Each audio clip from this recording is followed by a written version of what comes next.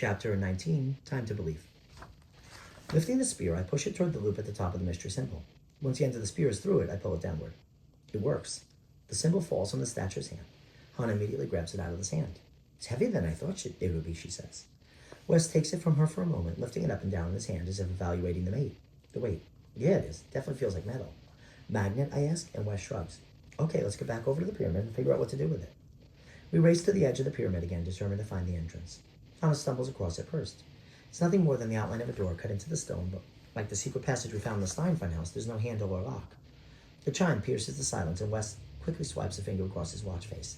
Hannah looks alarmed. West? He smiles tightly but doesn't say anything. He doesn't have to. Hannah and I have done a lot of escape rooms with West and know he always sets an alarm for the halfway point. That must mean we're at the halfway point right now, 1 hour into our time.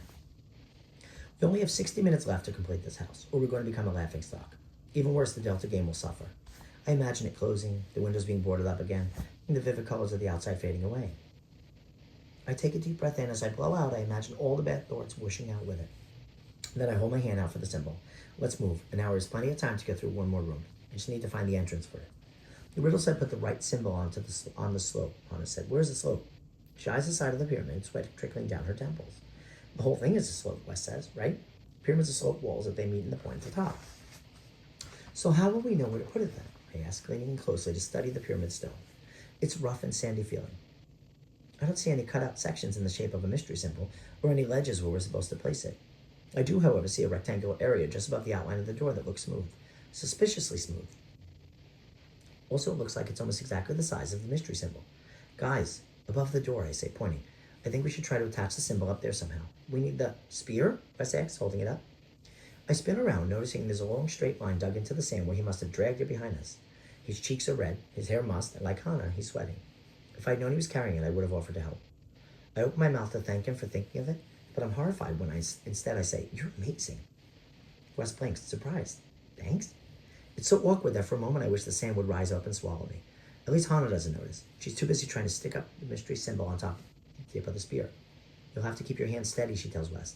There isn't any way to attach this to the spear, so it could fall off. Wait, I'm doing this? Wes asks. Duh, Hannah answers, shooing him toward the pyramid. You're the tallest, and the spear is really heavy. Wes looks at the spot above the door and then back at Hannah. I don't know, guys. I think one of you should at least try. I really don't want to mess it up or waste any more time. He tries to press the spear into Hannah's hands, but I reach out and stop him. No, we're a lot shorter than you. That means the odds of us succeeding are pretty bad. We can try, but it'll probably just end up eating up more time. You can do this, Wes. Just try. The expression on his face is pained. You can do this, I repeat. Wes looks to Hannah and she nods. We wouldn't let you do it if it was catching or running or... I elbow her and she laughs. I'm just kidding. You got this, dude. She presses the spear toward him. I think Sarah's right and it might be magnetic. If that's true, all you need to do is touch it to the spot and it should stick. Easy peasy. With a half smile, Wes nods. He lifts his spear slowly, his tongue darting out in that froggy way it always does when he's focused. Ever so carefully, he moves the tip of the spear toward the rectangular spot above the door. The symbol wobbles. Wes panics and jerks the spear.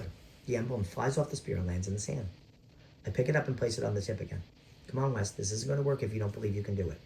His eyes flicker and his jaw tenses. He lifts the spear a second time. Again, the symbol wobbles, but this time Wes doesn't panic. He slows down and lets the symbol stop moving before pushing the spear any further toward the door. I hold my breath. The spear is close, so close.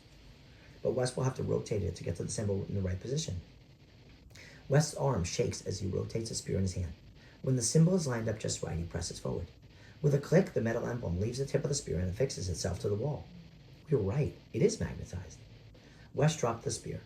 A grinding sound fills the room and the door slides farther into the pyramid and then lifts. It's open. The pyramid is finally open.